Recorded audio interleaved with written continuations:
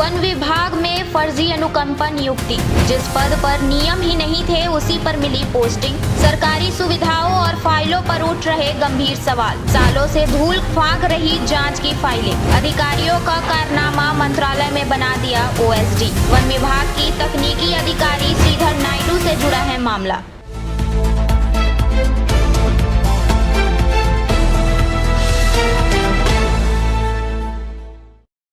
क्या छत्तीसगढ़ वन विभाग में जो नियम है वो केवल आम कर्मचारियों के लिए है और प्रभावशाली लोगों के लिए कोई खास व्यवस्था है? क्या अनुकंपा नियुक्ति जैसी व्यवस्था का इस्तेमाल मनचाहे तरीके से सरकारी नौकरी हासिल करने के लिए किया जा रहा है? क्या मंत्रालय में वर्षों तक एक अधिकारी को संरक्षण मिल रहा है और शिकायत के बावजूद कोई कार्रवाई नहीं हो रही है? ये सवाल इसलिए उठ रहा है क्योंकि श्रीधर नायडू से जुड़ा विवाद अब नियुक्ति विवाद नहीं रहा है।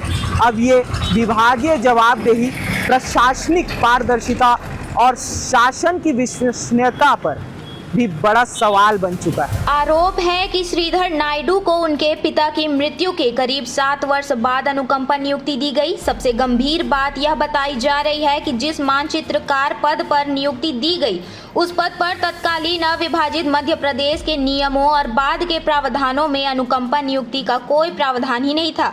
सवाल सीधा है, जब नियम ही नहीं थे तो नियुक्ति किस कानूनी आधार पर दी गई? यह बड़ा सवाल है।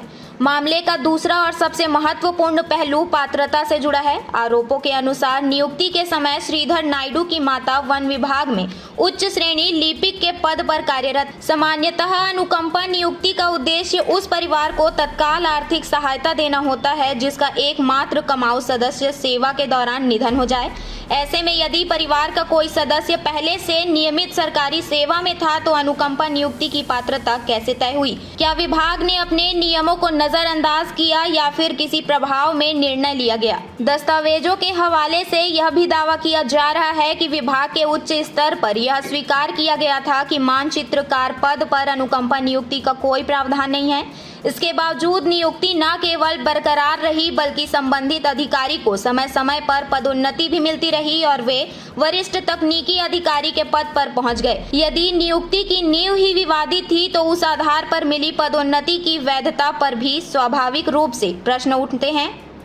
विवाद केवल नियुक्ति तक सीमित नहीं है। आरोप यह भी है कि श्रीधर नायडू का मूल पद प्रधान मुख्य वन संरक्षण कार्यालय में होने के बावजूद उन्हें वर्षों तक मंत्रालय में अटैच रखा गया। मंत्रालय में उन्हें कथित रूप से ओएसडी जैसी जिम्मेदारियां भी सौंपी गई। सवाल यह है कि क्या किसी तकनीकी अधिकारी को इस प्रकार मंत्रालय में लंबे समय तक पदस्थ रखने का कोई वैधानिक प्रावधान था?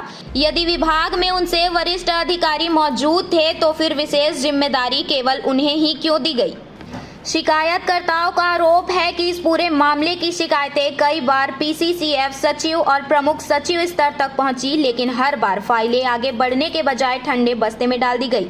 जांच पूरी कर कार्रवाई क्यों नहीं हुई, यह चुप्पी अपने आप में कई सवाल खड़े करती है। सूत्रों से मिली जानकारी के अनुसार एक और गंभीर आरोप यह भी लगाया गया है कि मंत्रालय में पदस्थ रहने के दौरान वन भूमि, गैर वन भूमि, एनओसी और पर्यावरणीय स्वीकृतियों से जुड़े मामलों में कथित प्रभाव का इस्तेमाल किया गया। इन आरोपों की स्वतंत्र पुष्टि अभी नहीं हुई है, लेकिन यदि इतने गंभीर आरोप लगातार लगाए जाते रहे तो शासन और विभाग की जिम्मेदारी थी कि निष्पक्ष जांच कर तथ्य सार्वजनिक करता। ऐसा न होने से संदेह और गहरा होता जा रहा है। शिकायत में यह भी आरोप है कि संबंधित अधिकारी को बिना स्पष्ट वैधानिक पात्रता के सरकारी वाहन सहित अन्य सुविधाएं उपलब्ध कराई गई। यह केवल सेवा नियमों का उल्लंघन नहीं बल्कि सरकारी संसाधनों के उपयोग पर भी गंभीर सवाल खड़ा कर रहा है। पूरा मामला अब केवल एक अधिकारी तक सीमित नहीं रह गया है। असली सवाल शासन स्तर के उन अधिकारियों और प्रशासनिक व्यवस्था पर है जिन्होंने वर्षों तक इस नियुक्ति, पदस्थापना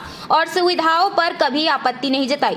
यदि नियुक्ति नियमों के अनुरूप थी तो शासन को सभी दस्तावेज सार्वजनिक कर स्थिति स्पष्ट करनी चाहिए, लेकिन यदि नियुक्ति और बाद की कार्रवाई में नियमों की अनदेखी हुई है तो केवल संबंधित अधिकारी ही नहीं बल्कि उस पूरी प्रशासनिक श्रृंखला की जवाबदेही तय होनी चाहिए जिसने कथित तौर पर इस व्यवस्था को संरक्षण दिया।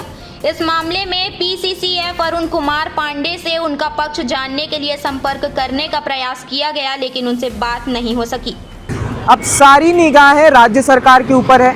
क्या सरकार इस पूरे मामले की स्वतंत्र, समयबद्ध और निष्पक्ष जांच कराएगी? क्या नियुक्ति से लेकर पदोन्नति तक, मंत्रालय में अटैचमेंट और सरकारी सुविधाओं तक हर पहलू में जांच की जाएगी, या फिर ये मामला उन्हीं फाइलों में शामिल हो जाएगा जो आज भी ऑफिस की अलमारियों में धूल खा रही हैं?